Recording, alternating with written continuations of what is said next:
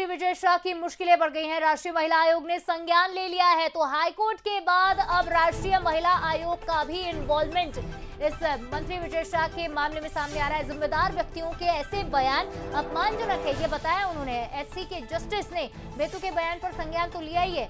Justice Atul Sreedharan ने 4 घंटे के अंदर एफआईआर करने के निर्देश तो दिए ही हैं, लेकिन इधर से आयोग ने भी अब बात कही है कि जांच होगी।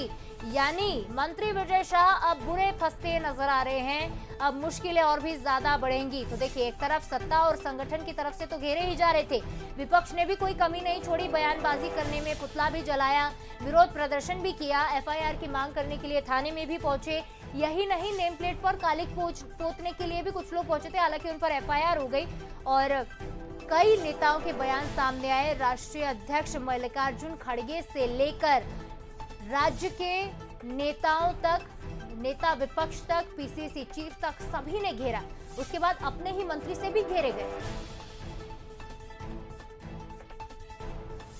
तो देखिए, इस वक्त की ये बड़ी खबर आपको बता दें, राष्ट्रीय महिला आयोग और हाईकोर्ट ने इस मामले पर संज्ञान लिया है और आगे क्या होगा ये जानने की कोशिश करेंगे। हमारे साथ न्यूज हेड शरद जी जुड़ गए हैं। शरद जी, आगे और क्या कदम उठाए जा सकते हैं? सबसे पहला सवाल तो यही रहेगा, क्योंकि राष्ट्रीय महिला आयोग और हाईकोर्ट अब दोनों की ही दखल इस मामले में देखने को मिल रही है।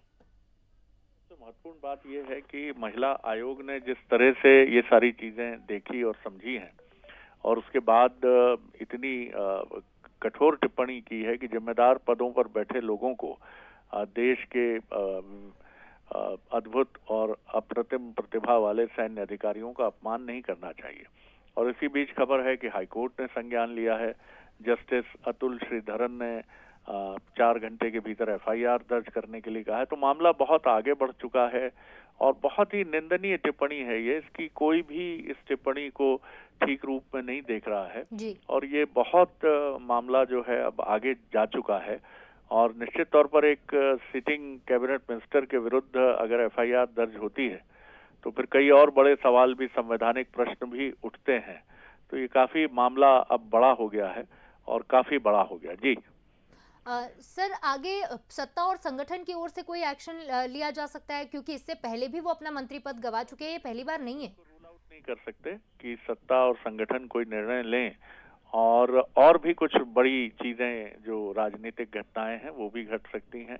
हो सकता है कि वो विजय शाह जी स्वयं निर्णय लें कुछ इसको लेकर कि वो अपने पद पर बने रहेंगे या नहीं बने रहेंगे। वो खुद निर्णय लेकर कोई बड़ा फैसला करें, क्योंकि अभी जब तक इस पूरे मामले की एक बात होगी, क्योंकि इसके बाद तो ये देखा जाएगा। हालांकि सारी चीजें चूंकि एक वीडियो में है तो बहुत साफ है उन्होंने क्या कहा और उसको सभी ने आपत्तिजनक माना है। तो विषय अब काफी आगे बढ़ चुका है। जी। तमाम जानकारी और विश्लेषण के लिए आपका बहुत धन्यवाद सर। तो देखिए, मंत्री विजय शाह की मुश्किलें बढ़ी हैं, क्योंकि हाईकोर्ट और राष्ट्रीय महिला आयोग की एंट्री अब इस मामले में हो चुकी है।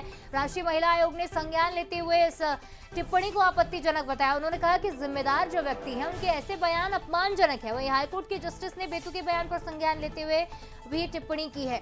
तो देखिए, उच्च न्यायालय ने मंत्री विजय शाह के कर्नल सोफिया पर दिए गए बयान को विवादास्पद बताया है।